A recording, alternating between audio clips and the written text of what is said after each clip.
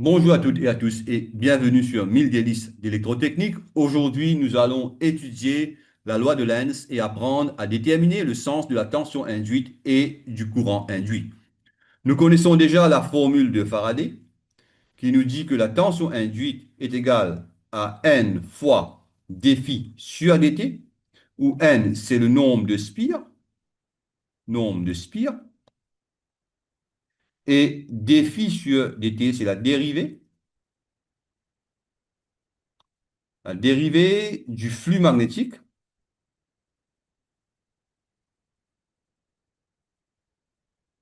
par rapport au temps. En d'autres termes, c'est le taux de variation du flux magnétique. Ici, le signe négatif a une signification bien réelle, plus connue sous le nom de la loi de Lenz. Celle-ci stipule que le courant induit par ses effets s'oppose toujours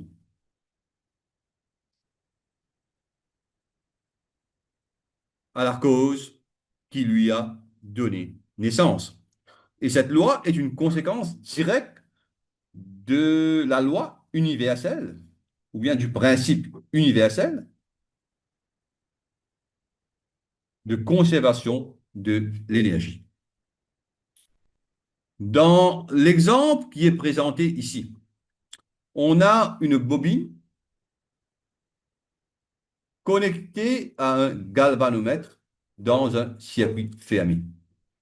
Tandem, bobine, galvanomètre. Et cet ensemble est placé près d'une barre aimantée dont la position initiale, c'est AB. Nord-sud, AB. L'aimant est ensuite déplacé jusqu'à la position CD.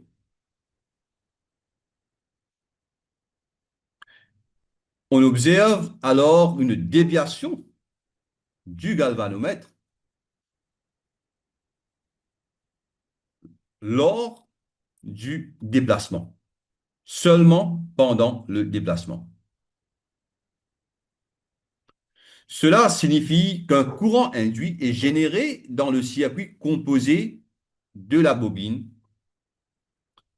et du galvanomètre. Et ce courant induit produit lui-même un champ magnétique.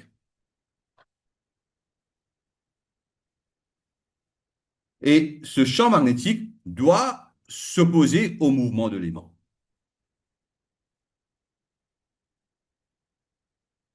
Un pôle nord est alors créé pour contrer ce déplacement. Si, si au contraire un pôle sud était généré, celui-ci attirerait l'aimant, pôle sud, dont l'aimant va être attiré, et cela va amplifier le mouvement. Donc, si un pôle sud était généré, cela amplifierait le mouvement et irait à l'encontre de la loi universelle de conservation de l'énergie. Il doit donc obligatoirement s'agir d'un pôle nord, comme illustré sur le dessin. Le système, en fait, la loi de Lenz, c'est comme une loi d'inertie. Le système réagit de manière à résister le changement. Ici, le changement, c'est le mouvement.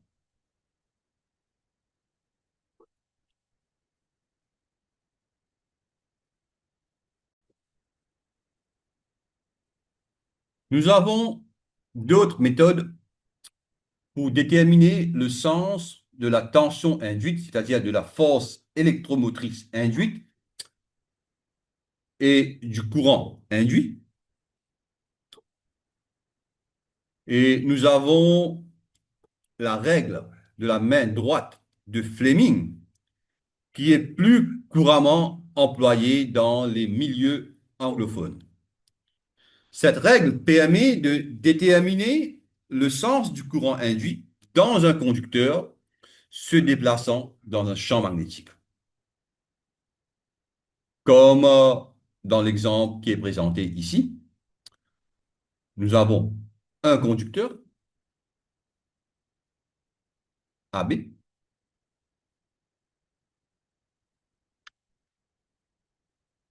qui se déplace de bas vers le haut dans un champ magnétique uniforme et le sens du champ magnétique est toujours du pôle nord vers le pôle sud. Et voici comment appliquer la règle de la main droite de Fleming.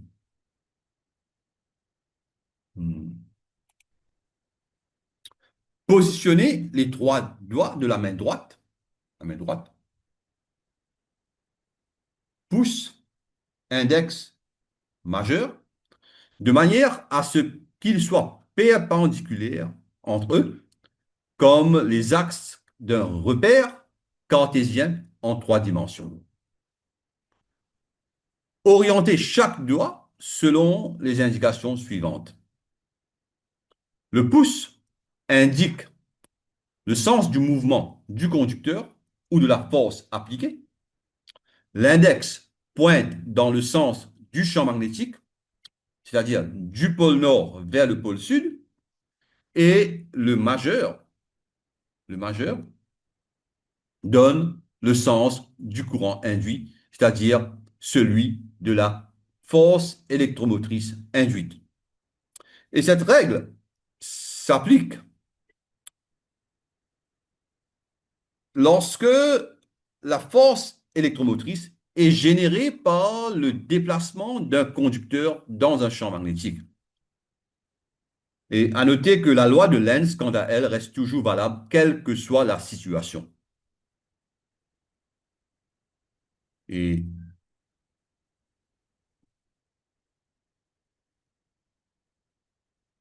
maintenant, prenons le cas concret de l'exemple présenté ici.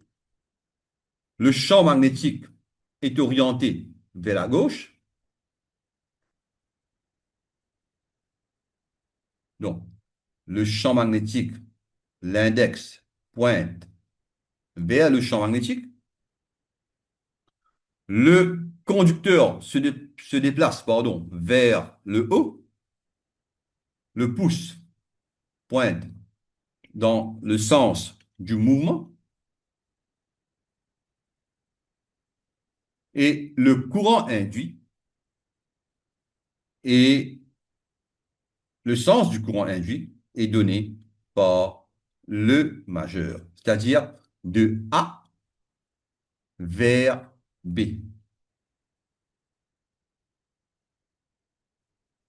Bon, il faut faire très attention car si nous prenons une batterie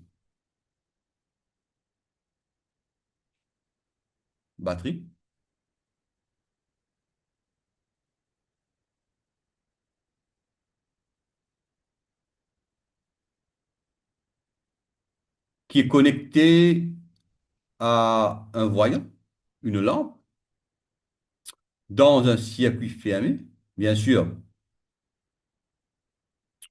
un courant va circuler dans le circuit et ce courant circule de la borne positive vers la borne négative à l'extérieur de la batterie. Tandis qu'à l'intérieur de la batterie, ici, Le sens est inversé. Le courant va de la borne négative vers la borne positive.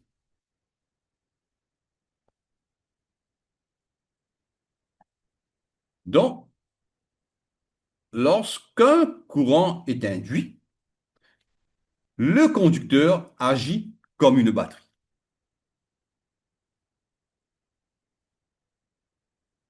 Le conducteur, pardon, agit comme une batterie et si le courant circule de A vers B, alors A, c'est la borne négative et B, c'est la borne positive.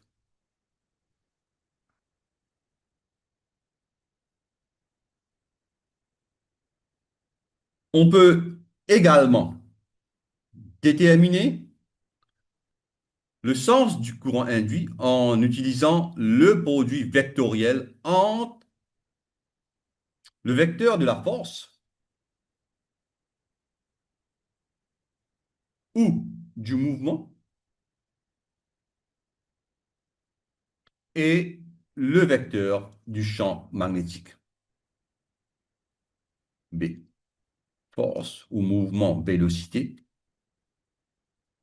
Et si jamais vous avez oublié la théorie sur la multiplication des vecteurs, je vous invite à consulter la vidéo correspondante dans cette même playlist. Et personnellement, je préfère largement utiliser cette méthode.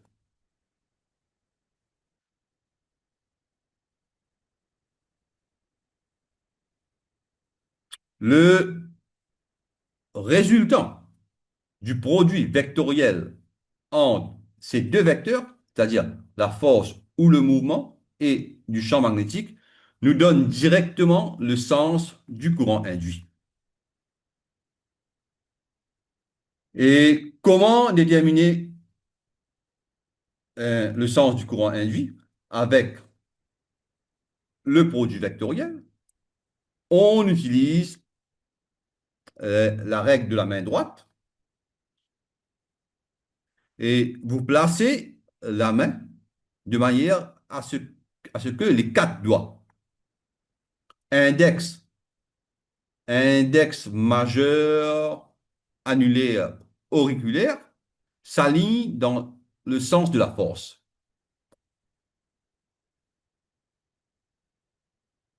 ou du mouvement du conducteur. Et puis, vous courbez les doigts progressivement pour qu'ils s'orientent dans la direction du champ magnétique. Nord-sud, nord-sud. Pouce étendu perpendiculaire aux autres doigts indique alors le sens du courant induit dans le conducteur. Et cette méthode permet une détermination plus rapide du sens du courant induit, selon moi, bien sûr. Vous pouvez appliquer cette méthode pour voir que le courant induit est, est dans le sens et de A vers B. D'accord.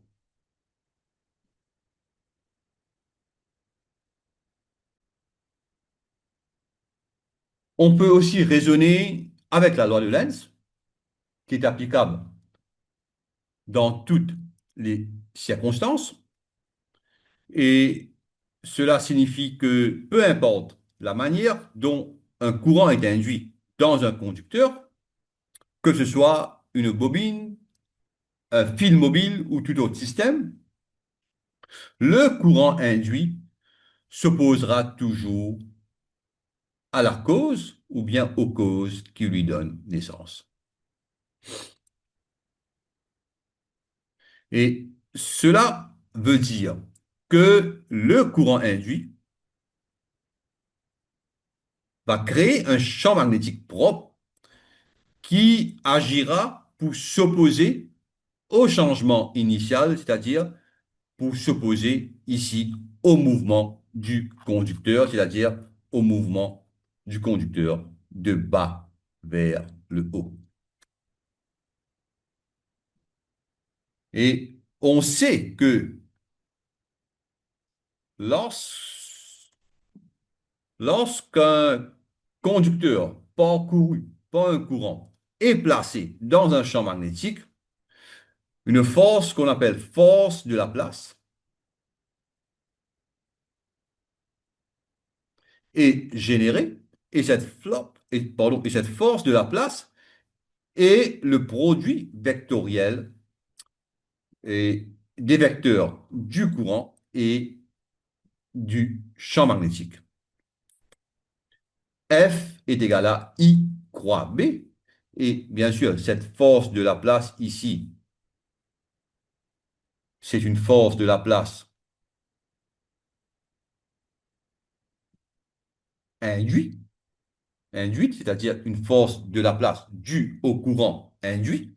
Et cette force de la place doit opposer la force génératrice, c'est-à-dire la force initiale, c'était le mouvement du conducteur de bas vers le haut, comme mentionné précédemment, et cette force de la place doit être de haut vers le bas, force de la place, due au courant induit, force de la place induite. Donc, cette force doit obligatoirement opposer le mouvement ou la force génératrice, mouvement, force génératrice. Et si on applique la règle de la main droite pour le produit vectoriel, on obtiendra le sens du courant induit, c'est-à-dire de A, V à B, et comme obtenu dans toutes les autres méthodes.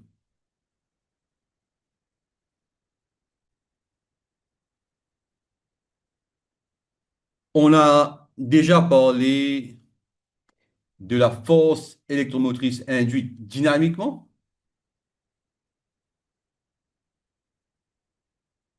de façon dynamique, c'est-à-dire la force électromotrice est générée par le mouvement d'un ou de plusieurs conducteurs dans un champ magnétique constant ou stationnaire, comme dans le cas du générateur à courant continu. On a aussi la force électromotrice statiquement induite, où les conducteurs sont immobiles et c'est le flux magnétique qui varie par rapport au temps, comme dans le cas des transformateurs. Et dans cette leçon, nous allons nous restreindre à traiter uniquement, à traiter uniquement les exemples où la force électromotrice est induite de façon dynamique, c'est-à-dire mouvement des conducteurs dans un champ magnétique stationnaire. Et notre premier objectif consiste à déterminer la valeur ainsi que le sens de la force électromotrice induite dans un conducteur qui se déplace à une vitesse constante dans un champ magnétique. Et notre première situation, ici, situation A, on a un conducteur cylindrique de longueur L, mètre, qui se déplace à une vitesse V perpendiculairement à un champ magnétique B,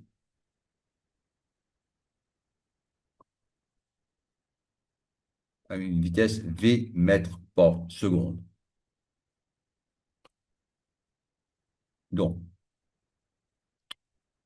on peut raisonner de la façon suivante. Le conducteur se déplace selon une petite distance, dx, pendant une petite durée dt secondes, dont v, la vitesse v est égale à dx sur dt. La surface, la surface balayée par le conducteur,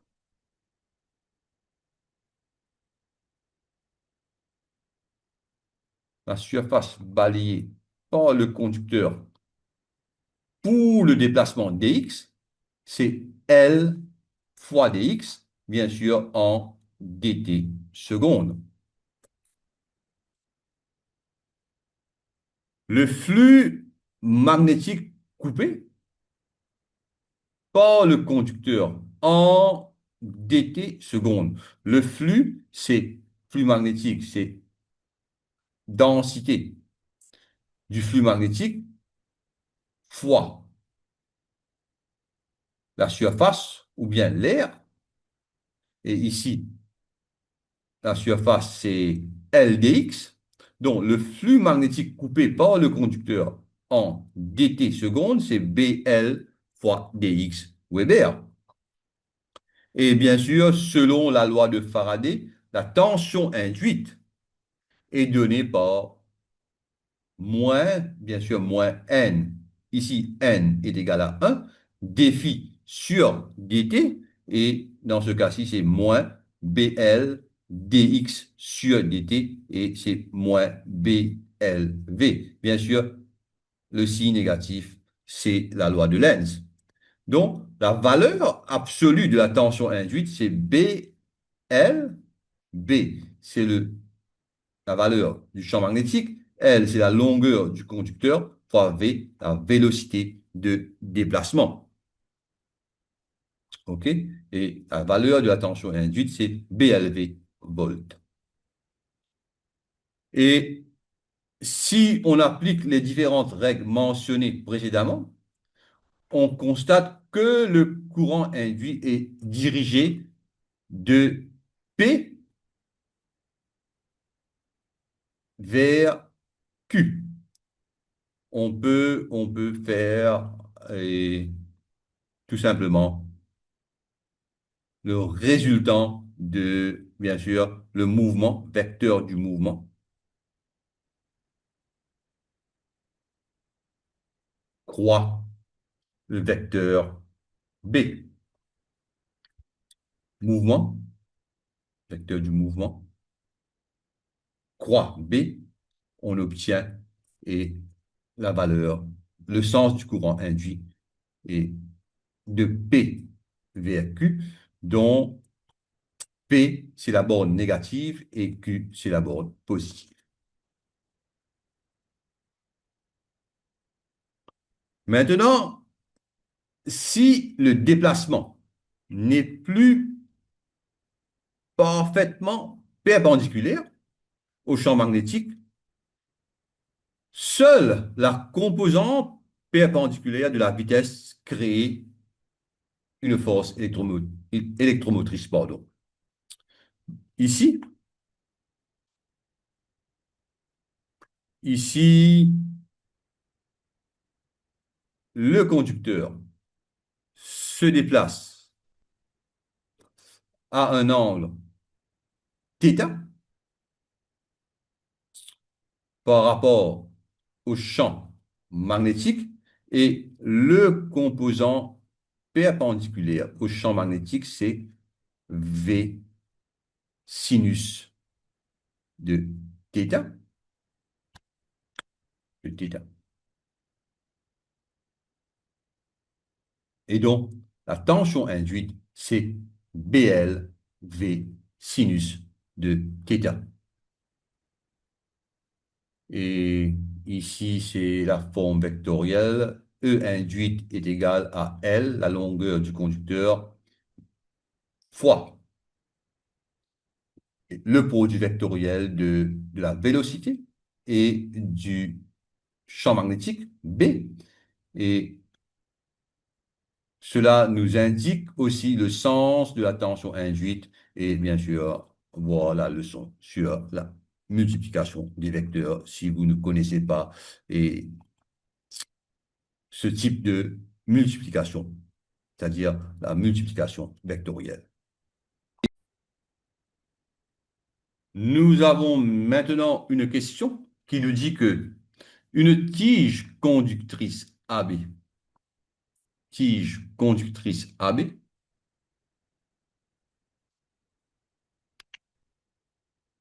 est en contact avec des rails AD et BC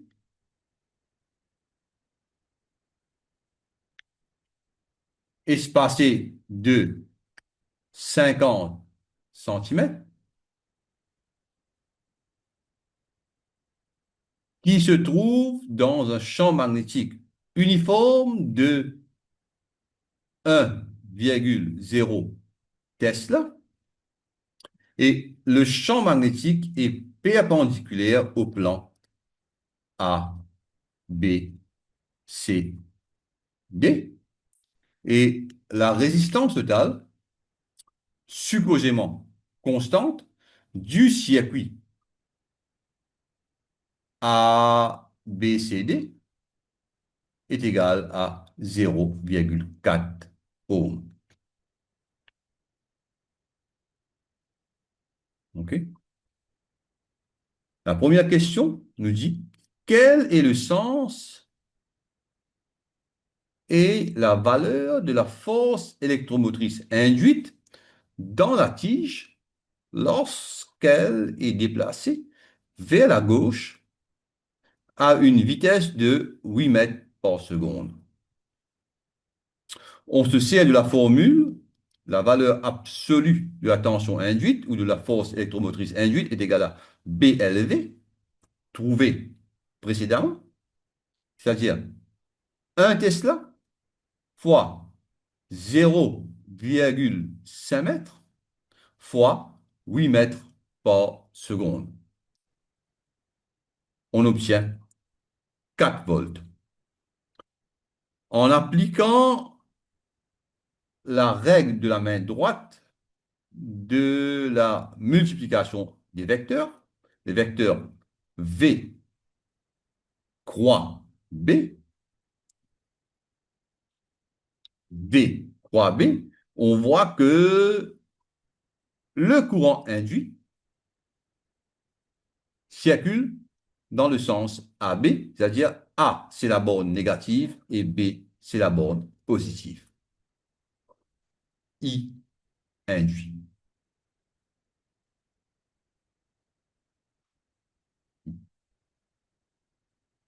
Induit. I induit et dans le sens AB. La deuxième question nous dit, quelle force est nécessaire pour maintenir la tige en mouvement?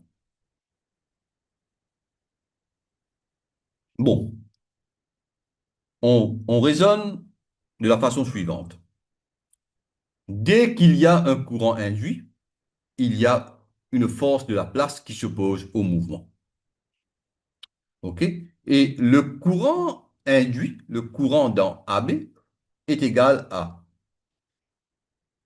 on se sert de la loi d'Ohm, U est égal à IR, I est égal à la tension induite, E induit, divisé par R. On assumera que R est constante, 0,4 ohms, 0,4 ohms, 4 volts qu'on a obtenu dans la partie A, 4 volts ici, divisé par la résistance 0,4 ohms donnée dans la question. Et bien sûr, ici, la résistance de AD CB est négligeable par rapport à celle de la tige AB.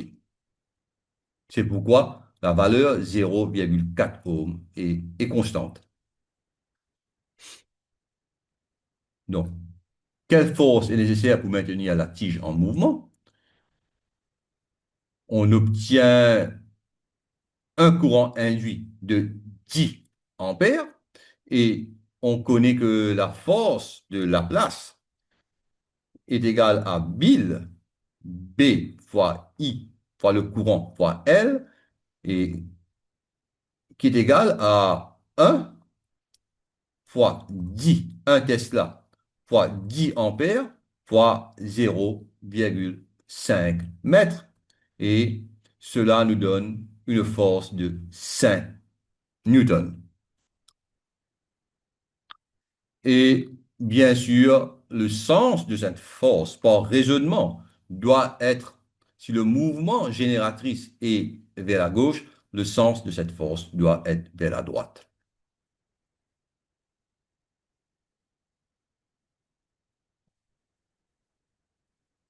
Bon, la troisième question nous demande de comparer le taux de travail mécanique, le taux de travail, c'est-à-dire la puissance mécanique effectuée par la force F avec le taux de production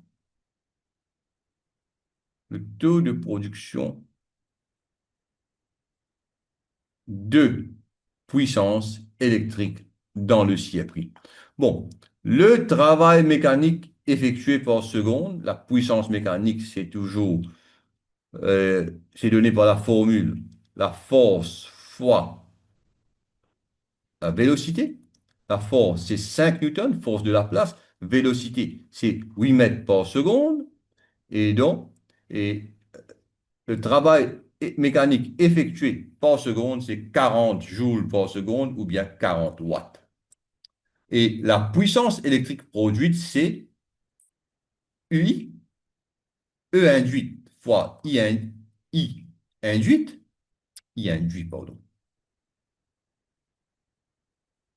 c'est-à-dire 4 volts fois 10 ampères, qui nous donne 40 watts également. Et nous pouvons conclure que les deux puissances sont égaux. Les deux puissances sont égales, pardon. Et dans cet exemple, le travail mécanique effectué pour déplacer la tige est entièrement converti en énergie électrique.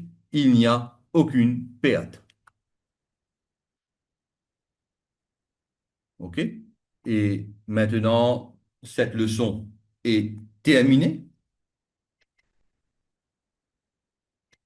J'espère qu'elle vous a plu. Et si vous avez des questions, n'hésitez pas à les poser en commentaire et je ferai de mon mieux pour y répondre.